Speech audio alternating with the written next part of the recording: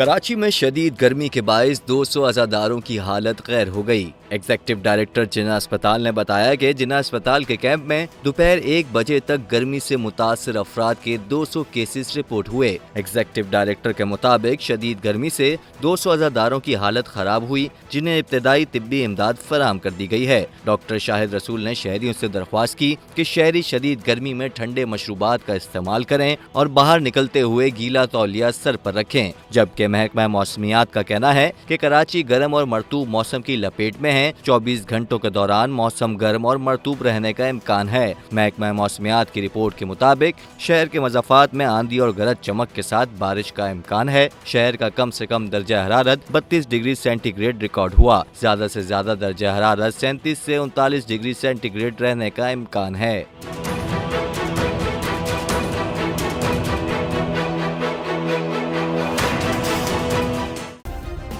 Subscribe करें और bell दबाएं ताकि कोई खबर रह न जाए।